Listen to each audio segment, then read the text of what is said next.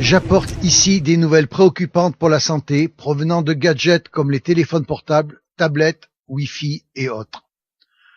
Pour dire les choses clairement, ils endommagent les cellules vivantes de notre corps et tuent prématurément un grand nombre d'entre nous.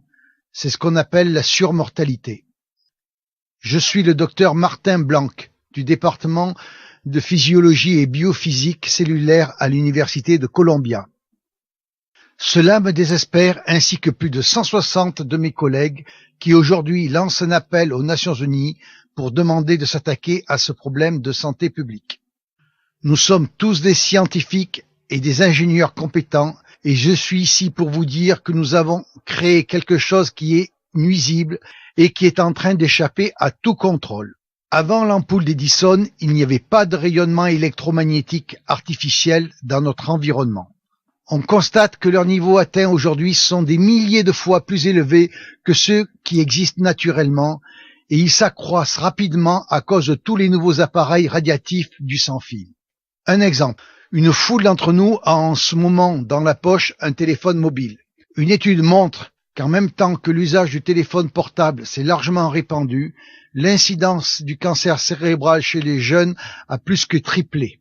Nous installons des antennes relais sur des bâtiments à usage d'habitation ou sur les toits des hôpitaux où résident des personnes âgées ou des malades qui essaient de guérir. Maintenant, de nouveaux compteurs radiatifs et des antennes relais quadrillent tout notre environnement de rayonnement artificiel micro-ondes.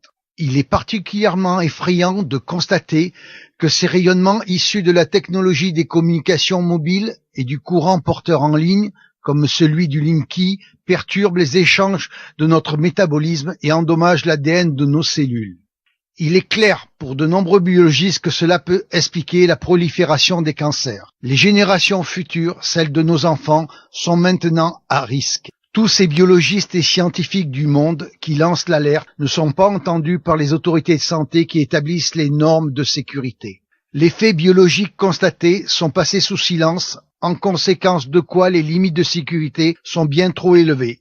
Elles ne protègent pas la population. L'entière divulgation de tous les conflits d'intérêts possibles entre les responsables des autorités de santé et l'industrie permettrait probablement d'obtenir une plus grande protection. L'augmentation de l'exposition aux irradiations électromagnétiques artificielles est maintenant devenue un problème global mondial de santé publique. L'Organisation mondiale de la santé et les organismes internationaux de normalisation n'agissent pas actuellement dans l'intérêt de la santé et du bien-être des personnes. Les règles internationales d'exposition aux champs électromagnétiques artificiels doivent être renforcées et refléter la réalité de leur impact sur notre corps et en particulier sur notre ADN. Même si nous sommes toujours en plein cœur d'une grande transformation technologique, cela fait longtemps qu'on aurait dû s'occuper des effets délétères biologiques et sanitaires de ces irradiations. En réalité, nous faisons tous partie d'une vaste expérience biologique sans notre consentement éclairé. Pour protéger nos enfants, nous-mêmes et notre écosystème, nous devons réduire l'exposition en établissant des recommandations plus protectrices. Alors, aujourd'hui, des scientifiques du monde entier adressent un appel aux Nations Unies, à ses États membres et à l'Organisation mondiale de la santé pour qu'ils prennent en main la gestion de cette crise de santé publique émergente.